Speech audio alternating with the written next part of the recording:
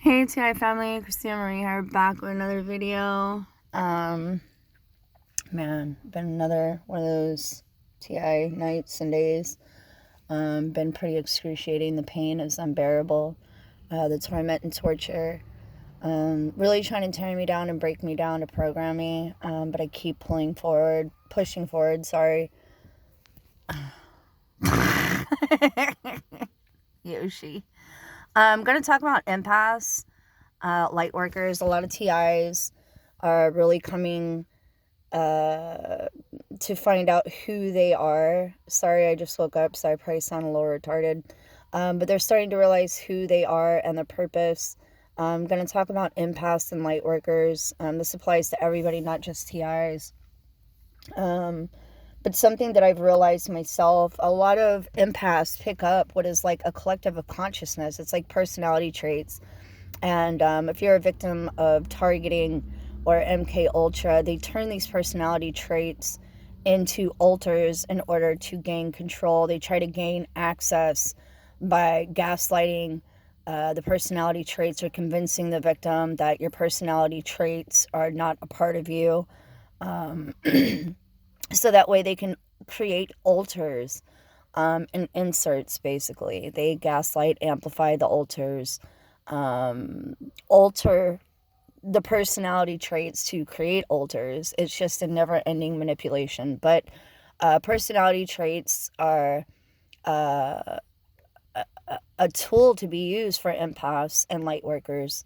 For somebody like myself who has a multicultural background in her family and who has traveled the world due to being an Air Force brat, has experienced and encountered many levels of consciousness, different personalities. So it's like I have a collective of personality traits due to the environments that I was in and the people and experiences I had. And I use them as tools to basically gain access of the environment that's presented to me so I can balance out that energy. And that's a purpose and job for a light worker and an empath, to create a higher vibrational environment. So once we gain access, and this is all done by energy work, this is not hacking into, if you're a TI, you know what I'm talking about. But we gain access of the environment and we create a higher vibrational environment. And anything that does not serve that environment, we get rid of that energy that is being disruptive to the environment that we're trying to balance out and clean, or destroy. So I'll just make a perfect example what I mean by getting rid of or destroying.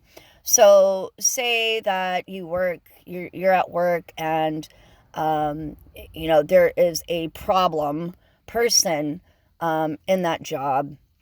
Now, when I say get rid of or destroy, it's like you create a beautiful disaster.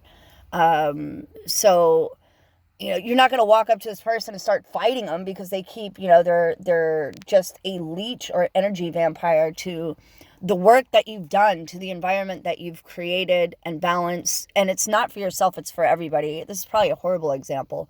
But eventually you work your way using your energy to get rid of this person by getting them fired.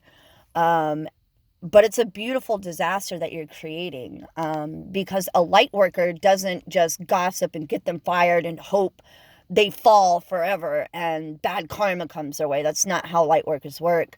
What usually, in my case, is that, with me, what usually happens is that person basically falls off the bandwagon to reflect on themselves, and even the beautiful disaster that you've created for that energy vampire, that person that has been disrupting the environment and the energy, goes on a journey by themselves only to become a better person in the future. So usually the case with something like that, a scenario like that, where I'm using it as an example because it's happened to me so many times, where this person was just an energy vampire disrupted to the environment that I was trying to create, so everybody within that environment could enjoy the higher vibrations and create an environment that I also can adapt to and stay there so I can continue to do my light working.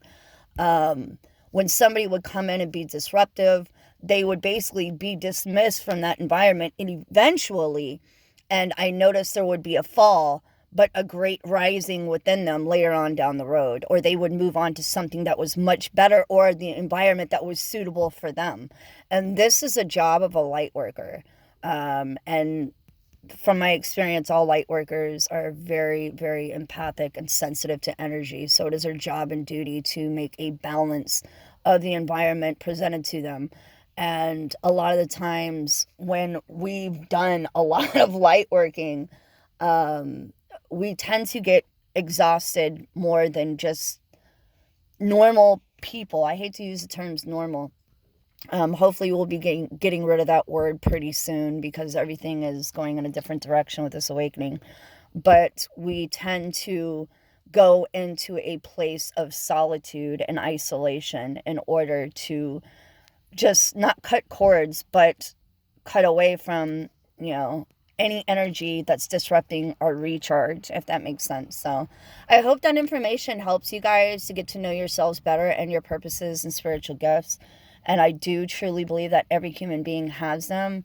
We've just been programmed to not know that they even exist. And any spiritual gifts in this world have been defined by these systems to oppress your spiritual gifts, such as if you were disruptive to the systems when you were a child, you were probably most likely diagnosed with things like ADD. I'm going to definitely do a video later today to define OCD, which is actually a spiritual gift. So hopefully that'll help a lot of people on their journey as well. And I'm pretty sure there will be some re-diagnosis coming to a theater near you. Love you guys.